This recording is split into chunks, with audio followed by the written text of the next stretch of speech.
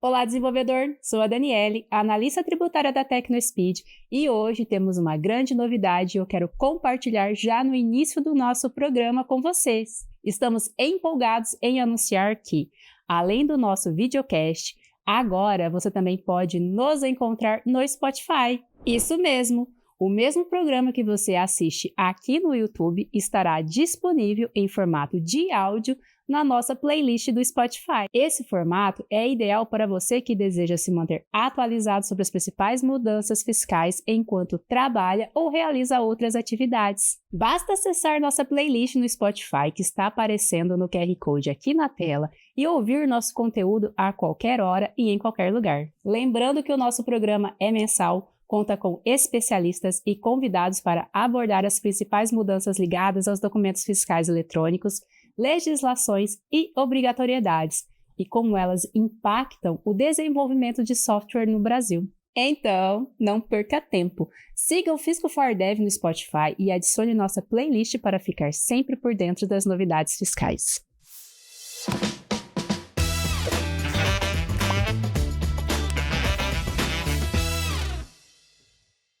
No programa desse mês, vamos falar a respeito do Jetim.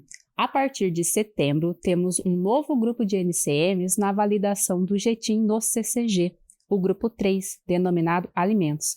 Um assunto importante que, por não estar no nosso dia a dia, essas regras de validação acabam gerando dúvidas em como resolver essas rejeições. Para enriquecer a nossa discussão de hoje, contamos com a participação da Alessandra Parisi, que é executiva de desenvolvimento setorial da GS1 Brasil.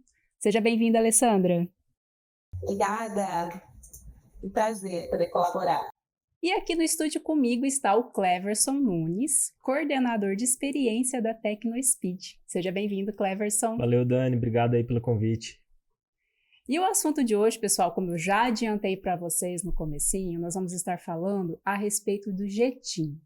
A partir de 2 de setembro, teremos novos grupos de NCM passando a validar ali no CCG, né? O Jetim no CCG, que é o grupo 3, denominado de grupo Alimentos.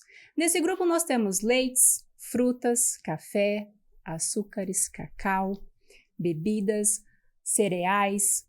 Então, é o maior grupo que entrou em validação até o momento do Jetim, né? Nas regras de validação. E quais são essas regras, né? Quais são as rejeições?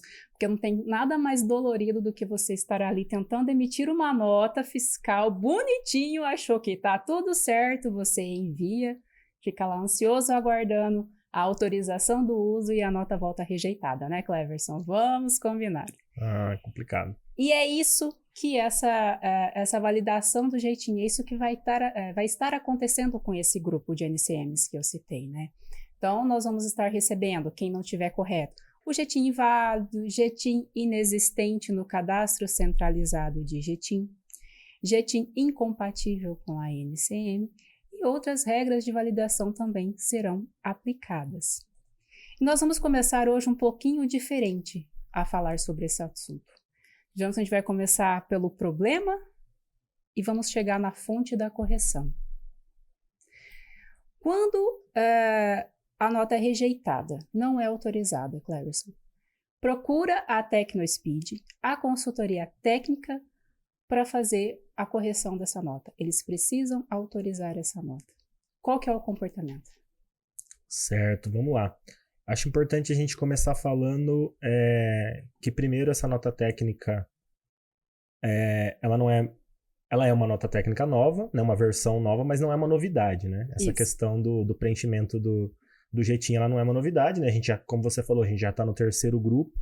Então, para os nossos clientes, relacionado a produto, né, e usabilidade ali, não muda muita coisa, né? Porque as tags CEAN, CEAN-TRIB, elas já vêm sendo utilizadas já há algum tempo, né? Então, a novidade para os nossos clientes ali é o quê? Essa nova tabela, né, com esses novos NCMs que passam a exigir o Jetim. Então, pode ser que alguns nichos de mercado, né, alguns setores específicos, como esse mais voltado aos alimentos, passem a receber rejeições, né, por ter essas regras de validações que eles não vinham recebendo.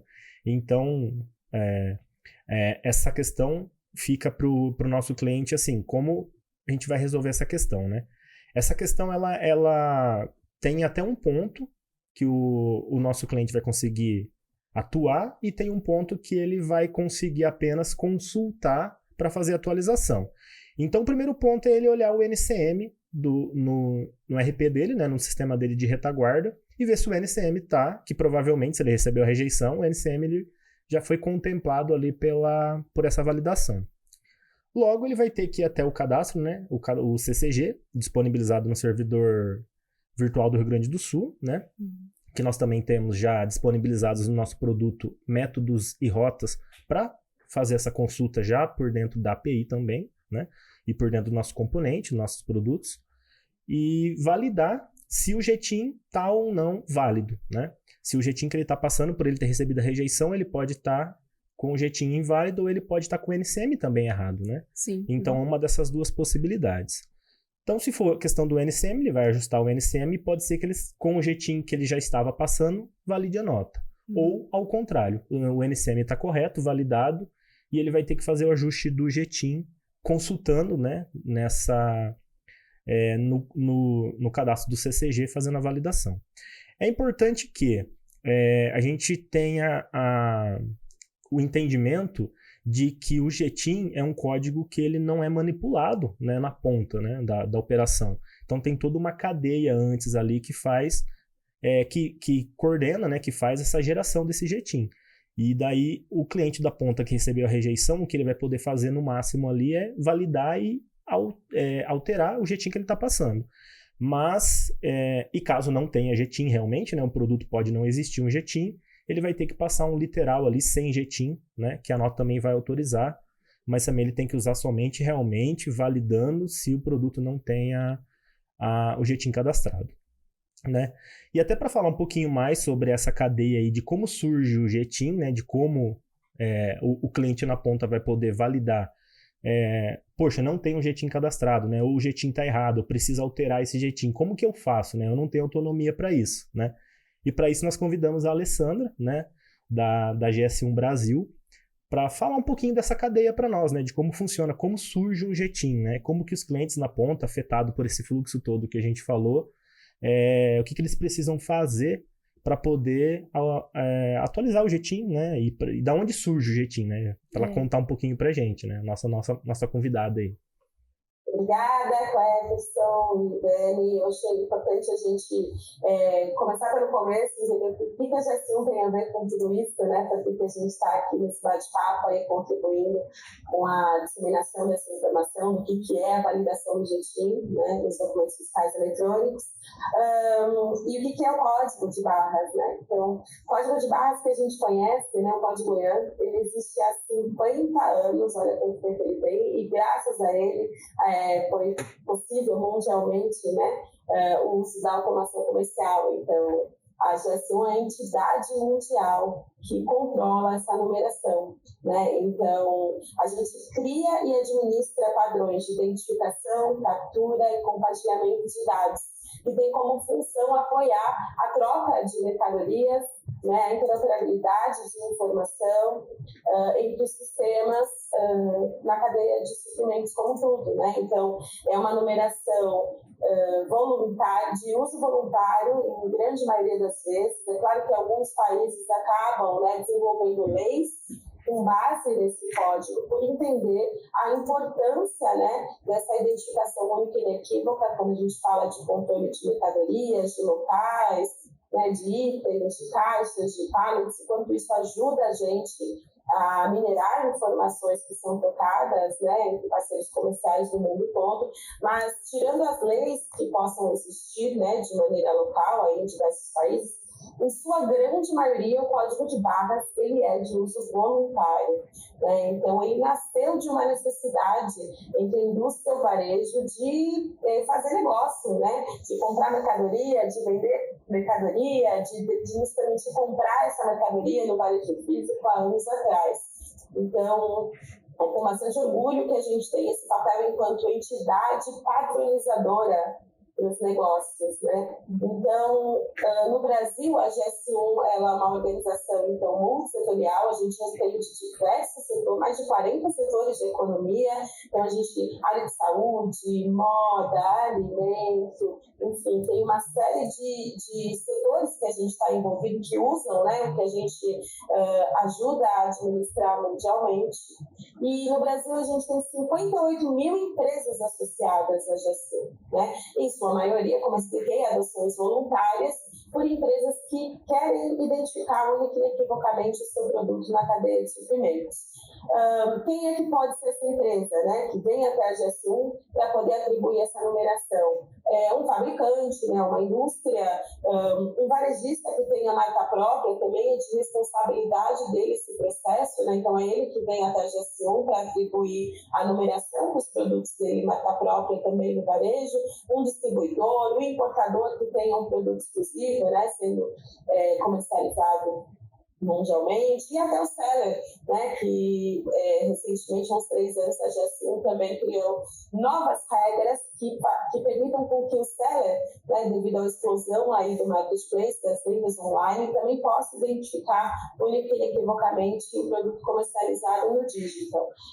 Também a gente tem provedores de solução que se associam à GS1, porque além da gente atribuir essa identificação única e inequívoca, que é o código EAN, também conhecido como código de barras ou GTIN, muitas empresas se interessam em se filiar à GS1 para poder usar as informações que a gente tem na nossa base, né? Hoje a GS1 tem uma base viva de informações de produtos, são 400 milhões de produtos atualmente, uma base global, onde os donos de marca cadastram as informações dos seus produtos dentro dessa base.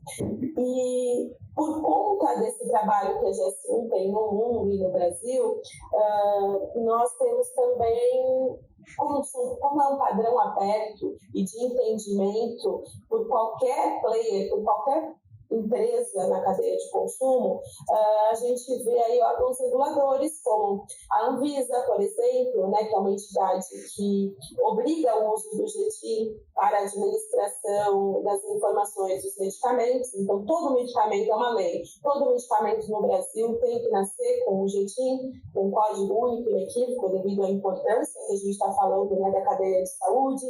A gente tem a Receita Federal, que também normatiza e obriga que para cigarros tenha um código, né, tenha um GTIN.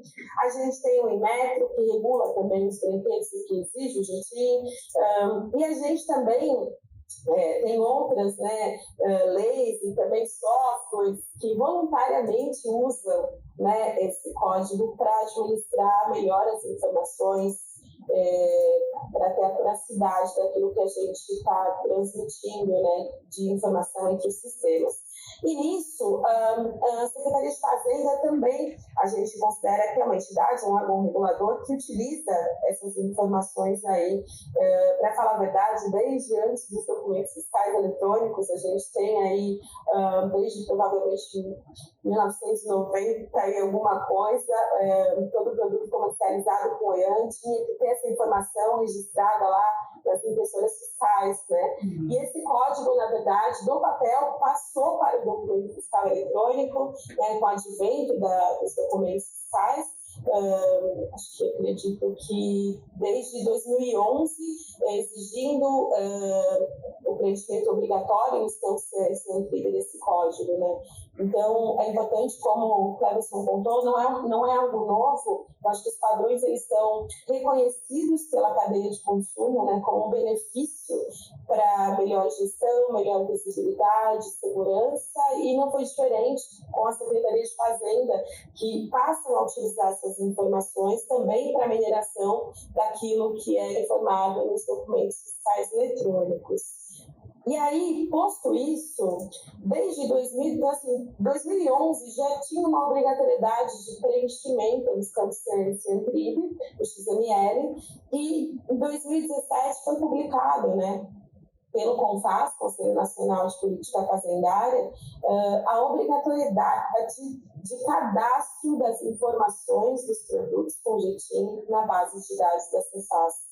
Tá? Então, não é uma obrigatoriedade nova, todo dono de marca, né, que eu expliquei, que são aquelas empresas que vêm até a GS1 para se filiar, para obter uma numeração dos seus produtos, dos seus negócios, é dele a responsabilidade de cadastrar as informações dentro da base de dados, que são 3 atributos obrigatórios, e essa informação ela é cadastrada, né, para poder ir para o CCG, que é uma base de dados da Cefaz, né, chamada Cadastro Centralizado de Jetim, para poder as informações dos produtos com Jetim irem para essa base, o associado da GS1, ele cadastra gratuitamente na base da GS1 e a gente é responsável por integrar essa informação com o CCG. Tá? Então, a GS1 ela não manipula esse dado, ela não pode cadastrar pelo associado.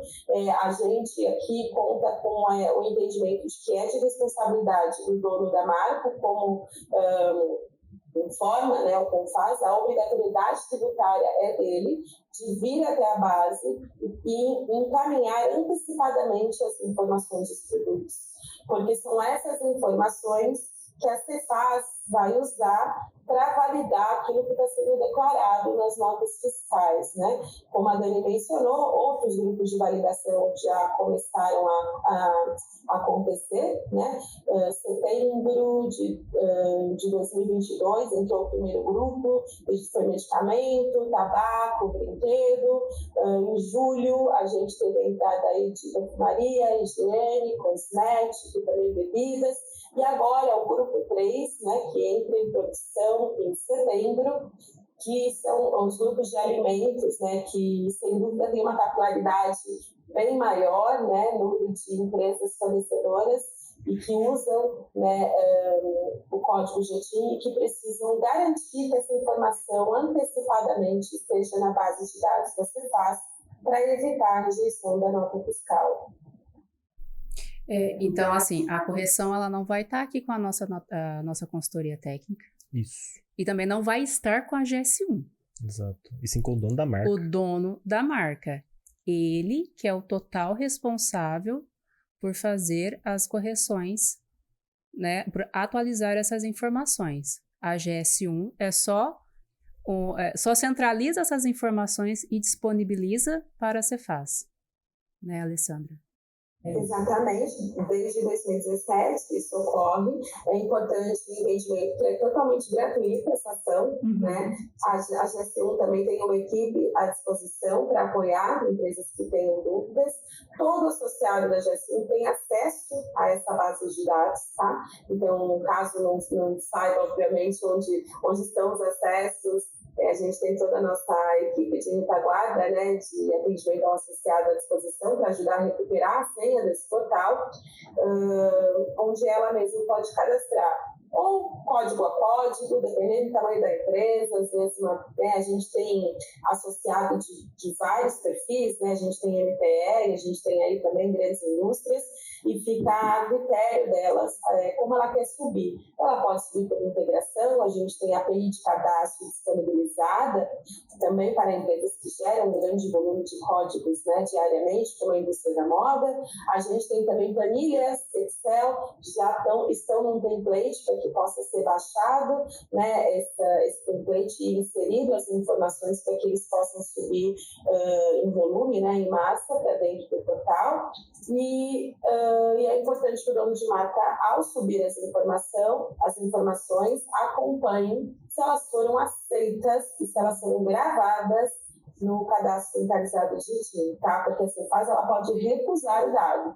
Por exemplo, se tiver sem imagem, se tiver com uma descrição genérica, se a Cefaz entender que os 7 UNCM declarados estão incompatíveis. Então, é de responsabilidade do dono da marca vir cadastrar na base da GS1 e acompanhar se o dado foi devidamente sincronizado. E ele também tem que fazer o aceite, né? Aceitar, compartilhar essas informações que ele está inserindo ali no banco de dados da GS1 junto com o CCG, né? Se ele não fizer esse aceite, se ele não liberar esse compartilhamento de informações também não tem como, né? Não acontece. Fica cadastrado, mas fica indisponível na consulta, né? Exato. É importante esse entendimento, cada vez mais também com uma tendência mundial, independente dessa validação do jeitinho nas notas fiscais e do uso pela Secretaria de Fazenda, a gente fomenta fortemente que todo parceiro de negócio entenda a importância, principalmente os donos de marca, né, as indústrias que têm produtos, a importância e a oportunidade que ela tem de cadastrar corretamente as informações de produto dela, porque ninguém mais do que ela sabe exatamente quais são as melhores descrições dos seus atributos, a melhor foto, né, como ela quer, que marca é aquele produto, e que ela cadastrando corretamente, habilitando esse compartilhamento, ela ajuda todo um ecossistema de software house que consulta essa base, né, de outras empresas que têm interesse nesse catálogo, também aí corretamente a informação para a base de dados da Cefaz. Então, sem dúvida nenhuma, é sempre um desafio quando a gente fala em acuracidade de dados, né? Quando a gente pede, olha, vamos subir todas as informações, muitas vezes a área de Master Data, né, a área que cuida do cadastro, pode às vezes ter dúvida, né, aparecem aí algumas incertezas na hora de fazer esse upload de informação, muitas vezes a indústria descobre algum tipo de erro, né, que acabou cometendo com relação a algum item, alguma numeração, e essa é uma oportunidade que ela tem de corrigir essa base de dados e de compartilhar com qualidade essa informação com os parceiros de negócio. E é um dado, assim, que como a Alessandra falou, não é novo, né? Tem mais de 50 anos o jeitinho. E eu me recordo, eu acho que foi até numa live que estava o Fisco e a GS1, que foi no YouTube em 2022, Alessandra, se eu não me falha a memória, quando foi disponibilizado o web service de consulta, que o auditor que estava lá presente, que eu não lembro quem era, ele mencionou que já era um código mundialmente utilizado, Jeitinho, já é um código mundialmente utilizado, Jeitinho. E por que o Fisco iria criar um novo código para as empresas, para os contribuintes, né? Por que não reaproveitar algo que já está acontecendo há muitos anos? Sim. E acontecendo muito bem, que é o que a gente sabe. É igual você falou, né, Alessandra? É um código do qual possibilita muitas coisas. Você detalhar o seu produto, você colocar a imagem que você quer no seu produto. Uma imagem padronizada, né? Informações padronizadas. Acho que o importante é a padronização de informações, né? E em cima disso, você fazer todo um controle. Você vai ali no controle de estoque, você faz as suas vendas, você faz Sim. compras, outras pessoas também utilizam-se desse código. Então, é algo que não faria realmente sentido ter um código novo, né? Eu acho que foi certeiro essa questão ali do Fisco em falar assim, não, já temos um código, vamos utilizar esse código. Para que outro código, né? É importante o entendimento que a validação do jeitinho nas notas fiscais eletrônicas é um projeto da Secretaria de Fazenda, né, desde 2017, então a base de dados da GESIM está integrada, né, a nossa função é ajudar a disseminar as informações da nota técnica para os nossos associados, explicando o que pode ser feito, o que precisa ser feito. A gente também agradece antecipadamente, né, a nossa participação aqui, porque a gente entende que esse telefone sem fio, essa comunicação com quem está na ponta, ela é muito importante, tem um total diferencial, para que os provedores também entendam e também que os varejos entendam que nessa fase, né, de validação do grupo 3, quem estará sendo validada é a indústria, em sua maioria, são os donos de marca, né, e para algumas operações de emissões de notas fiscais, né, então tem lá alguns determinados CFOPs em que essas validações elas estão sendo feitas. E esse objetivo, né, ele de fasear, a gente vê também com bons olhos, para dar oportunidade, né, para que os donos de marca atendam a esse chamado, apesar dele estar bem claro, ele desde 2017, a gente sabe ainda que o Brasil é grande e que muitas vezes tem uma interpretação de que o meu jeitinho é válido, o meu código é válido e está tudo bem, minha nota sempre foi aprovada, eu vendo há muitos anos esse produto no mercado, então não tenho com que me preocupar. Então, esse ponto de contato é bastante importante, porque tem um trabalho, um operacional a ser realizado, que é a subida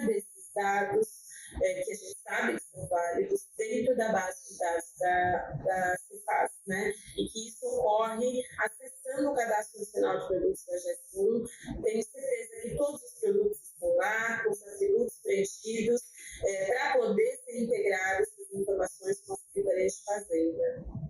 Não basta só cadastrar, precisa cadastrar de forma correta também, né?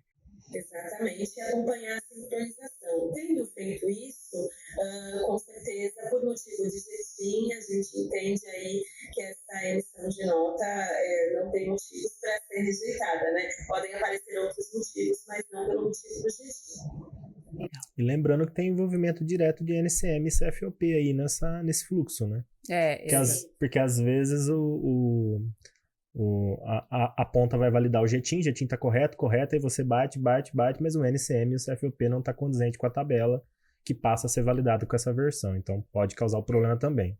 Então, esses 3 fatores, né? GETIM, NCM e CFOP tem que serem conferidos ali numa eventual rejeição.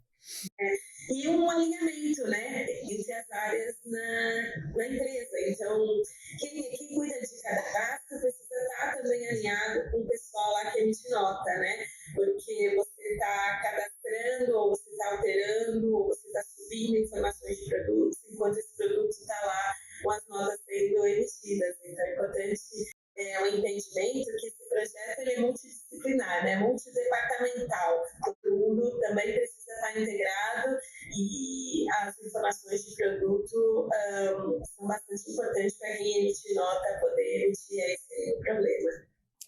Porque é sofrido, hein? Você carregar um caminhão, tá lá na expedição, pronto para sair, vai lá dar o emitir ou gerar, né? Cada ERP tem um nome no botão.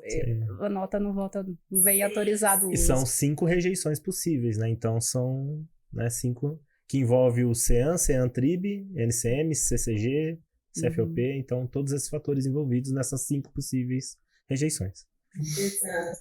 Então fica um convite aí dessas áreas nas empresas também se aproximarem, fazer esse trabalho aí antecipado para garantir sucesso na emissão das notas aí a partir do dia 2 de setembro. Exatamente, 2 de setembro. 2 de setembro já está aí, né? Só voltando um pouquinho, falando ali a respeito dos CFOPs, né, que vocês dois citaram.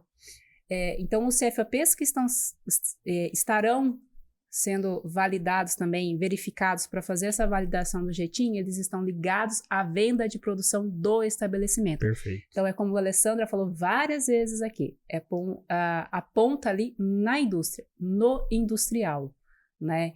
Então, desde o 5101 até o 5401, o 5109, que é a venda de produção de estabelecimento destinado à Zona Franca de Manaus e à área de livre comércio. Então, começou ali o CFOP, venda de produção do estabelecimento. Dali para frente. Esses que estarão validando a questão do GETIM, da NCM e tudo mais que a gente já falou por aqui, né? Durante o nosso episódio. Não são poucos. Não. Porque é dentro do estado, fora do estado, e também os CFOPs de exportação. Os SETs. Vai exportar? Vou exportar. Legal. GETIM também nele. Tá no grupo 3? GETIM. Grupo 1, 2 e 3, né? Agora o 3. Vai entrar ali nas validações também. Eu gostaria de perguntar se vocês têm alguma coisa a mais para falar, para complementar a respeito do GETIM, ou esgotamos o assunto. Acho que tá bem claro, né? O que a gente comentou aqui, eu acredito que quem tinha dúvida, agora, se não tiver com as dúvidas sanadas, vai estar com um bom norte aí do que tá entrando. Não sanou as dúvidas, procura a nossa consultoria técnica, a gente vai estar lá para ajudar. Com certeza. E o episódio vai estar no ar. Só assistir quantas vezes precisar. Deixa para a última hora, todo mundo pode checar nesse exato momento, né? Então já tem acesso ao Cadastro Nacional de Produtos, baixem lá as informações, verifiquem se todas elas estão cadastradas, sincronizadas, né?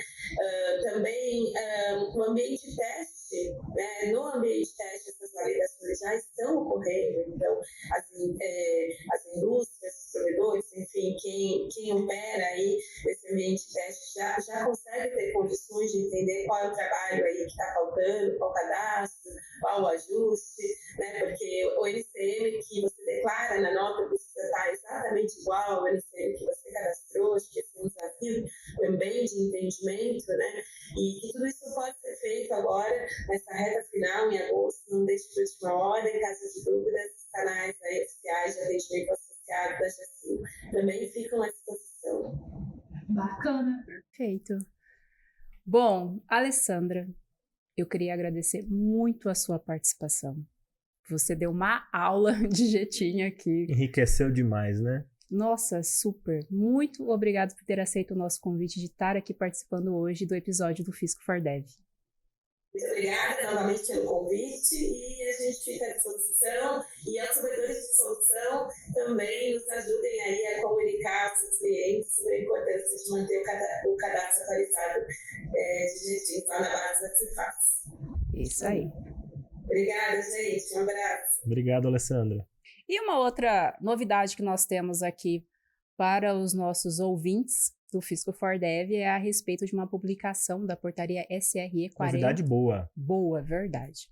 A portaria SRE 40 de 2024. Mas antes de falar sobre esse assunto, eu tenho um recado especial para você. Está chegando a 15ª edição do Tecno Update, o principal evento de software house do Brasil, que é promovido pela TecnoSpeed. O evento vai ser no dia 2 de outubro, em São Paulo. As inscrições já estão abertas e quem acompanha o Fisco for Dev tem um cupom de desconto. Use o cupom FISCOFORDEV30 para ganhar 30% de desconto nas inscrições desse evento imperdível. O link para inscrição vai estar disponível na descrição do episódio, então corre lá que são somente 10 cupons disponíveis. Está chegando o evento mais aguardado do ano para software houses, o Tecno Update 2024. O Tecno Update promete uma experiência única para empresários, C-levels e líderes do setor de desenvolvimento de software. É o ambiente ideal para você fortalecer rede de contatos e fechar parcerias estratégicas. Um dia inteiro dedicado à geração de negócios, networking e aprendizados. Participe de palestras com especialistas renomados e explore as últimas tendências do mercado de software. Acesse conteúdos exclusivos e personalizados para a realidade de software houses brasileiras. Marque na agenda, o Tecno Update 2024 acontece no dia 2 de outubro em São Paulo. Inscreva-se para garantir a sua vaga e vamos juntos fortalecer o mercado de software brasileiro. Voltando para a nossa novidade boa, não que essa agora que a gente falou não era, que é Exato. super interessante, o nosso cupom de desconto para o Tecno Update, né? Vamos focar aqui agora nos contribuintes do estado de São Paulo, porque isso é uma vitória. Meu sonho é ter os outros 2 estados, que é Santa Catarina e Ceará, conquistando essa vitória O primeiro também. passo foi né? dado. É. Então, pessoal, a portaria SRE 40 2024, ela está trazendo a revogação, né, da portaria CAT 147 de 2012, onde não é mais obrigatório o contribuinte possuir um SAT reserva ativo. Porque não é só ter um SAT ali, né, na loja. Sim, é manter ele. Ativo, né? Porque assim, manter desligado também não dá certo. Desatualiza, questão de certificado e tudo mais, então precisa se manter um SAT ativo. Então, sendo revogada essa portaria de 2012, não é mais obrigatório possuir o SAT ativo. E a segunda boa notícia que a portaria SRE traz é que não é mais necessário ter um SAT ativo para credenciamento da NFCE. Então, a portaria ela está tratando da emissão da NFCE, do DANF NFCE, está regulamentando esse credenciamento e possibilita o contribuinte emitir a NFCE offline. Isso é sensacional, né? Bom demais. Era um anseio muito grande do varejo, né? Exatamente. Do estado de São Paulo aí. Poder ter essa opção que todos os estados já têm, né? Quase todos os estados, né? Ainda fica pendente 2 aí na lista. Mas São Paulo era um que tinha... É um volume muito grande, né? Acho que é o estado... Acho não, né? O estado com o maior PIB do Brasil disparado, né? Uhum. Então, o varejo de São Paulo ansiava muito por esse momento, né? De conseguir fazer as emissões ali de forma offline. E agora chegou o momento. Exato. Agora é um alívio para os contribuintes, mas também eu acredito que seja um alívio para a software house. Porque, por exemplo, O contribuinte é um alívio na redução de custo, porque não vai ter mais a necessidade de ter o equipamento ali. Sim. Fazer toda a manutenção do equipamento e tudo mais. A software house, o site ele não tem tantos layouts publicados, às vezes não tem tantas mudanças, mas a gente sabe que o site dá uma certa manutenção no quesito atendimento. Exato. Então, reduz o custo ali também. Exato. Né? O custo operacional dele diminui muito, né? Exatamente. A facilidade, né? Ele gera muita facilidade e redução de custo operacional. Os principais benefícios aí que o pessoal vai ter. Exato. Resumindo, acabou a dor de cabeça, né? Graças a Deus. Que o site, querendo ou não, é um geradorzinho de dor de cabeça. Gerador de suporte, né? Exatamente. E assim, antes que alguém até venha ali no nosso fórum do Fisco for Dev, ou que procura consultoria técnica perguntando, se não é mais obrigatório, eu não preciso mais comprar, não preciso mais ter dentro do estabelecimento. Então, o que eu tenho? Eu faço o quê? Não faço, jogo fora? Exatamente.